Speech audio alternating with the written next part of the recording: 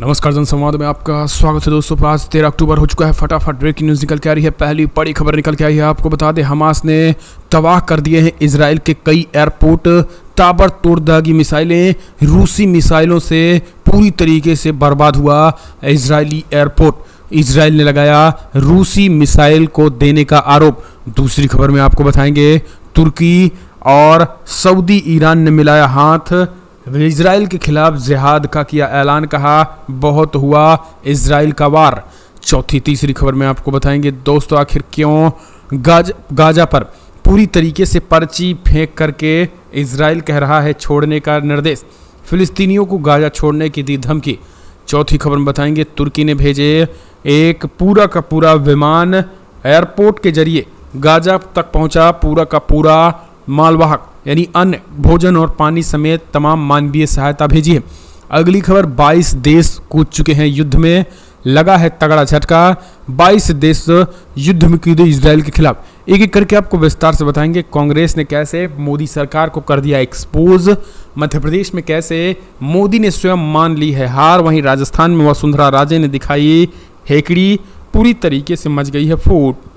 तो एक एक करके आपको जान लेना बेहद जरूरी है, लेकिन उससे पहले एक छोटा सा नजर, अगर आपने चैनल को सब्सक्राइब नहीं किया तो पल पल के अपडेट के लिए चैनल को सब्सक्राइब करना ना भूलें दोस्तों। दरअसल पहले सबसे बड़ी खबर निकल के आई, आपको बता दें, जहां हमास के लड़ाकों ने दाग दी है ऐसी मिसाइल के एयरपोर्ट, इजराइल के एयरपोर्ट पर बरसाए हैं मिसाइल रॉकेट, कई फ्लाइट कैंसिल, पूरी तरीके से तबाह हुआ इजराइल का एयरपोर्ट। दरअसल बड़ी खबर निकल के आई है, जहां इजराइल और फलस्तीन चरमपंथी संगठन हमास के बीच जारी युद्ध में अब गुरुवार को हमास ने ऐसी मिसाइल दागी है कि इजराइल के पूरे एयरपोर्ट तबाह हो गया है। इस तबाही से चारों तरफ मंजर पानी पानी नजर आ रहा है। इस बीच खबर ये निकल के आई है कि पूरे फ्लाइट्स को कैंसिल कर दिया गया है और वहां से कुछ यात्री मारे गए हैं, जिनमें थाईलैंड और अमेरिका के भी थे। सीधे तौर पर इस मिसाइल का आरोप लगाया जा रहा है कि ये मिसाइल अब रूस द्वारा दी गई मिसाइल थी। तो सवाल यह है कि हमास के हाथों में रूसी मिसाइल कहाँ से मिला। अब इजराइल ने आरोप लगाया है कि रूस जो है वो चोरी चुपके हमास को हथियार सौंप रहा है। अभी हाल फिलहाल में रूस ने सीधे तौर पर हमास के समर्थन में उतरते हुए फिलिस्तीन का समर्थन किया था और कहा था कि फिलिस्तीन को एक अलग स्टेट बनाया जाना चाहिए, एक अलग कंट्री बनाई चाहिए, पूरी तरीके से स्वतंत्र देश बनाया जाना चाहिए।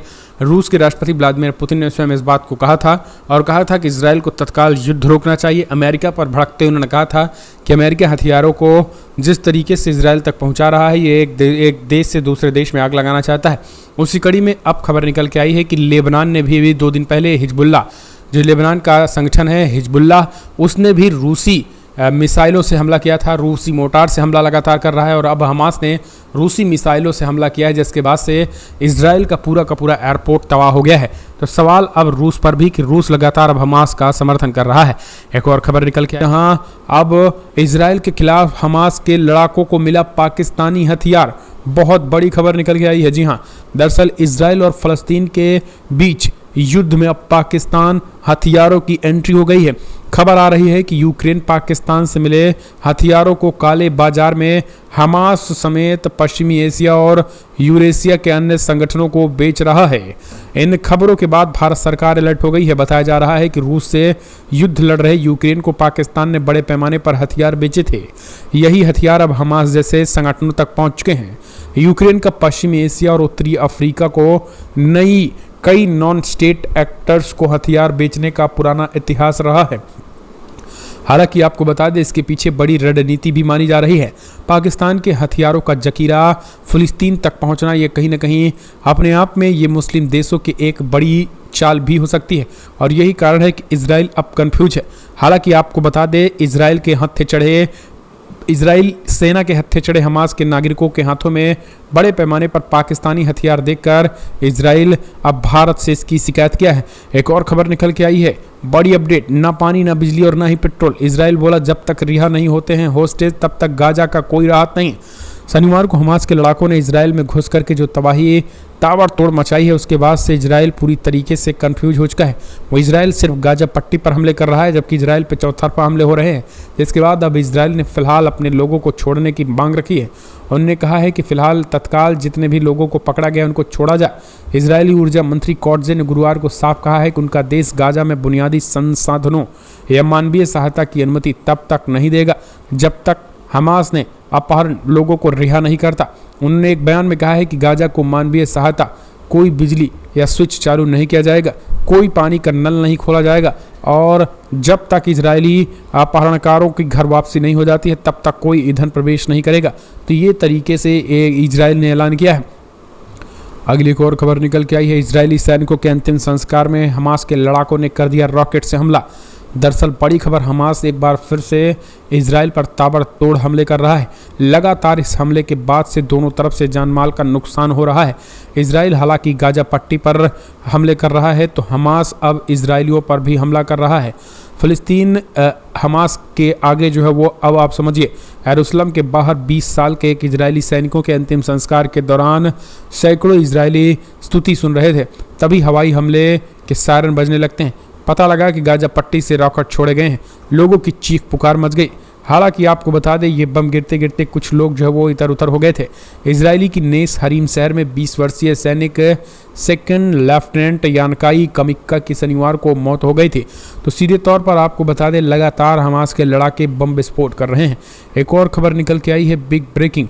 इजराइल का नया गाजा प्लान ला सकता है बर्बादी, द्वितीय विश्व युद्ध की ढकेल सकता है इजराइल की सनक।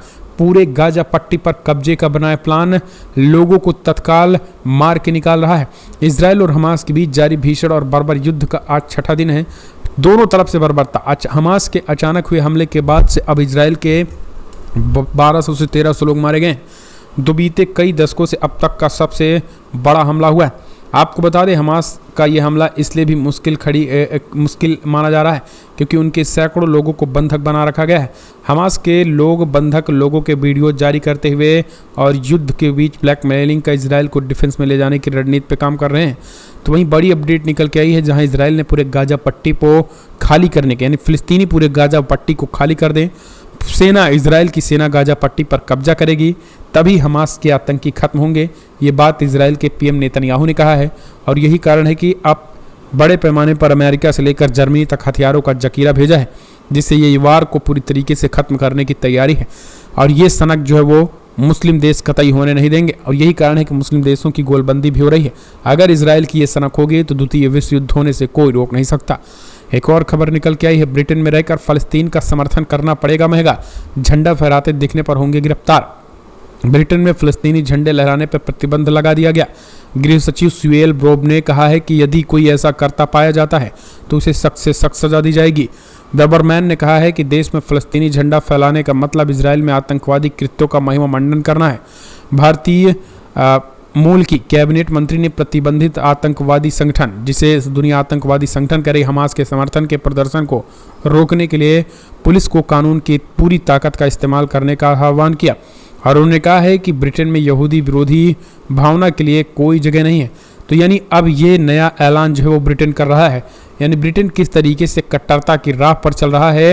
ये ऋषि सुनक के होने की वजह आप समझ सकते हैं। जब ऋषि सुनक भी एक हिंदू हैं और भारत भी वही राह पे चल रहा है, तो ब्रिटेन भी अब उसी राह पर चल पड़ा है। एक और अपडेट निकल के आई है, भारत चीन के बीच 20वें दौर की वार्ता भी संपन्न, नहीं निकला कोई हल, चाइना ने कहा पीछे कतई नहीं हटेंगे। दरअसल भारत और चाइना ने पूर्वी लद्दाख में वास्तविक नियंत्रण रेखा एलएसी पर तनाव कम करने के लिए कोर कमांडर स्तर की 20वें दौर की वार्ता संपन्न हुई। यह वार्ता 9 और 10 अक्टूबर को लद्दाख सेक्टर के चुशूल मोल्दो के पास हुई। जानकारों के मुताबिक इस वार्ता को भी तत्काल कोई समाधान नहीं निकल पाया है। सुरक्षा प्रतिष्ठानों के सूत्रों ने वार्ता के असफल होने को लेकर कहा है कि दोनों पक्षों के सैनिक लगातार चौथी सदियों तक एलएसी के साथ आगे के क्षेत्रों में तैनात रहेंगे। विदेश मंत्रालय की तरफ से जारी बयान के मुताबिक इस मीटिंग में भारत चाइना के बीच line of actual control LAC सहित कई अन्य मसलों पर बातचीत होती रहेगी। भारत के सैन्य अधिकारियों के चीन पर लद्दाख के डिप्शंग और डेप्चोंग में अपनी सेना हटाने पर दबाव डाले, लेकिन चाइना ने मना कर दिया है। एक और अपडेट निकल के आई है, बिग ब्रेकिंग। हमास के बाद अब हिजबुल्लाह से भिड़ा इजराइल लेबनान के गाँव में ड्रोन से फिर मचाई तबाही। दरअसल फिलिस्तीन के आतंकी संगठन कहा जा रहा हमास की ओर से इजराइल पर हमले के बाद इजराइल ने पलटवार किया। अब लेबनान से भी कल 2 दिन हिजबुल्लाह ने ताबड़तोड़ हमले किए, जिसके बाद इजराइल ने दक्षिणी लेबनानी गांव में ड्रोन मिसाइलों से हमला कर दिया। इजरायली हमलों में लेबनान के 3 नागरिक घायल हो गए। इसके अलावा सीमा सटे लगभग 10 घरों को भी नुकसान पहुंचा है।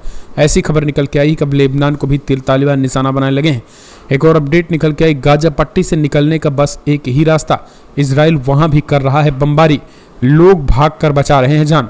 गाजा पट्टी को कई मानवाधिकार संगठन, खास करके इस्लामिक देशों में दुनिया की सबसे बड़ी खुली जेल कहा जाता है, और इस वक्त जो है वो गाजा पट्टी में इजराइल के हमलों से किसी के लिए बचना काफ़ी करीब करीब नामुमकिन है। इजराइल पर हमास के सीक्रेट हमले के बाद इजरायली सेना ने करीब 21 लाख की आबादी वाले शहर गाजा में भारी बमबारी की है। 5 दिनों में 900 लोगों की मौत हो गई है और करीब 2,60,000 लोग बेघर हो गए हैं। इजरायली सेना ने आवासीय इमारतें, स्कूल, हॉस्पिटल और मस्जिदों को निशाना बनाया और ये इमारतें मलबे में तब्दील हो गई हैं। अस्पतालों तक को भी नहीं छोड़ा है, उस पर भी हमला किया गया है। और यही कारण है कि अब जिन रास्तों से निकलकर भाग रहे हैं इजराइल, खास करके फिलिस्तीनी, वहां पर भी अटैक किया जा रहा है। एक और अपडेट निकल के आई है, हमास ने मोदी सरकार के मंसूबे को कर दिया है पूरी तरीके से मटियामेट। पाक पत्रकार के दावों से मची हलचल। पिछले महीने भारत में आयोजित G20 शिखर सम्मेलन की बैठक में जब भारत, अमेरिका, सऊदी, यूएई समेत यूरोपीय देशों के बीच मध्य पूर्व भारत यूरोपीय आर्थिक कॉरिडोर को लेकर समझौता हुआ तो इसे G20 की बड़ी सफलता के रूप में देखा गया। लेकिन इस समझौते के 1 महीना भी नहीं हुआ कि फिलिस्तीन के संगठन हमास ने जो है इजराइल पर हमला कर दिया और मध्य पूर्व एक बार फिर से अस्थिर हो गया। इजराइल हमास की इस लड़ाई में विश्व की 2 शक्तियां, अमेरिका और भारत का IMEC कॉरिडोर प्रोजेक्ट का सपना चकनाचूर होता दिखा। पाकिस्तान के जाने माने पत्रकार हामिद मीर की एक पोस्ट काफ़ी वायरल हुई। इस पोस्ट में उन्होंने कहा कि हमास के इस हमले से IMEC को लेकर मोदी सरकार की महत्वाकांक्षा को बड़ा झटका लगा।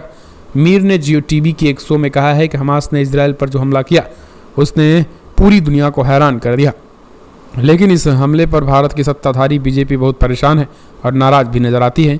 पीएम मोदी समेत भारत के कई नेता बढ़ चढ़कर इजराइल का साथ दे रहे हैं। इस तरीके की चीज़ें जो है वो कहा जा रहा है और कहा जा रहा है कि भारत के लिए बड़ा झटका होगा। एक और अपडेट निकल के आई है दोस्तों, भारत खिलाफ महामुकाबले के लिए अहमदाबाद पहुंची पाकिस्तान की टीम, भव्य स्वागत। दरअसल ICC वनडे वर्ल्ड कप का धड़कने बढ़ा देने वाला मुकाबला भारत और पाकिस्तान के बीच 14 अक्टूबर को खेला जाएगा। यह भिड़ंत अहमदाबाद के नरेंद्र मोदी स्टेडियम में होना है। इस मुकाबले के लिए बाबर आजम की अगुवाई वाली टीम हैदराबाद से अहमदाबाद पहुंच गई है, जहां उनका गर्मजोशी से स्वागत किया गया है। अहमदाबाद पहुंचने पर पाकिस्तान की टीम का जोरदार स्वागत किया गया। इसके साथ ही टीम के होटल पहुंचने पर खिलाड़ियों के स्वागत में फूलों की वर्षा की गई।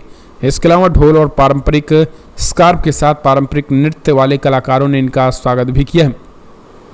अगली एक और अपडेट निकल के आई है दोस्तों, जहां आपको बता दें इजराइल पर पीएम मोदी के रुख से नाराज हुए अरब के इस्लामिक देश। जी हां, एक रिपोर्ट निकल के आई है जहां इजराइल का समर्थन करना मोदी सरकार की विदेश नीति को भारी पड़ सकता है। मोदी सरकार ने हाव भाव में इजराइल का समर्थन तो कर दिया है, लेकिन अब इससे इस्लामिक देश काफ़ी नाराज बताए जा रहे हैं। एक खबर निकल के आई है जहां मोदी के इस कारनामे से सऊदी अरब और खाड़ी देश जो काफ़ी नाराज बताए जा रहे हैं। दरअसल आज़ादी के बाद से शुरुआती सालों की कूटनीति के भारत का झुकाव फलस्तीन की तरफ था। बाद में चिन्मय गोरखान कहते हैं कि 1947 में जब संयुक्त राष्ट्र में फ़लस्तीन, अरब और यहूदियों के बीच फ़लस्तीन के बंटवारे का प्रस्ताव आया तो भारत ने उनके खिलाफ वोट किया। तत्कालीन प्रधानमंत्री जवाहरलाल नेहरू मानते हैं कि एक राष्ट्र में रहने के बजाय अरब और यहूदियों को अधिक स्वायत्तता मिलनी चाहिए, यरूशलेम को स्पेशल स्टेटस दिया जाना चाहिए। नेहरू का नज़रिया महात्मा गांधी के नज़रिए से मेल खाता था। गांधी मानते थे कि इतिहास में यहूदियों के साथ नाइंसाफ़ी की गई है, लेकिन वो फ़लस्तीन में यहूदियों के लिए एक अलग राष्ट्र बनाए जाने की धारणा के खिलाफ थे, क्योंकि उनका मानना था कि पहले से वहाँ रह रहे 6 लाख अरबों के साथ अन्याय हुआ है और सीधे तौर पर उन्होंने इस चीज़ को लेकर ये बातें कही हुई हैं। एक और अपडेट, हमास से जारी जंग के बीच इजराइल पहुंचे अमेरिकी विदेश मंत्री कर सकते हैं बड़ी मांग। इजराइल और हमास के में जारी भीषण जंग के बीच अमेरिकी विदेश मंत्री एंटनी ब्लिंकन इजराइल के प्रधानमंत्री बेंजामिन नेतन्याहू और इजरायली अन्य नेताओं से मिलने के लिए तेल अवीव पहुंचे। ब्लिंकन ने तेल अवीव के बाहरी इलाकों स्थित इजराइल के बेन गुनियान अंतर्राष्ट्रीय हवाई अड्डे पर स्थानीय समयानुसार पूर्वाह्न 3:30 पर युद्धग्रस्त देश की धरती पर कदम रखा और उन हवाई अड्डे से इजरायल के विदेश मंत्री एली कोहन और अधिकारियों से मुलाकात की। गाड़ी में सवार होकर उन्होंने पहले अमेरिकी विदेश मंत्री ने सार्वजनिक रूप से कोई टिप्पणी नहीं की गई है। हालांकि माना जा रहा है कि वो दोनों को मध्यस्थता कराने की तैयारी कर रहे हैं। एक और अपडेट, पवित्र गंगा जल पर भी 18% मोदी सरकार ने बढ़ा लगाई जीएसटी, भड़की कांग्रेस। गंगा जल पर 18% जीएसटी लगाए जाने के केंद्र सरकार के फैसले पर कांग्रेस अध्यक्ष मल्लिकार्जुन खड़गे ने पीएम मोदी पर हमला बोला। कांग्रेस अध्यक्ष ने इस मामले को लेकर के सोशल मीडिया के जरिए केंद्र सरकार पर जोरदार निशाना साधा। सोशल मीडिया प्लेटफॉर्म एक्स पर उन्होंने लिखा है कि मोदी जी एक आम भारतीय के जन्म से लेकर के उनकी जीवन के अंत तक मोक्षदायिनी में माँ गंगा का महत्व बहुत ज़्यादा है। अच्छी बात यह है कि आप आज उत्तराखंड में हैं, पर आपकी सरकार ने तो पवित्र गंगा जल पर ही 18% जीएसटी लगा दिया। एक बार भी नहीं सोचा कि जो लोग अपने घरों में गंगा जल मंगवाते हैं उन पर इसका क्या बहुत बोझ होगा। यही आपकी सरकार और लूट पाखंड की पराकाष्ठा है। आप धर्म के ठेकेदार बनते हैं लेकिन धर्म को ही लूट रहे हैं। एक और अपडेट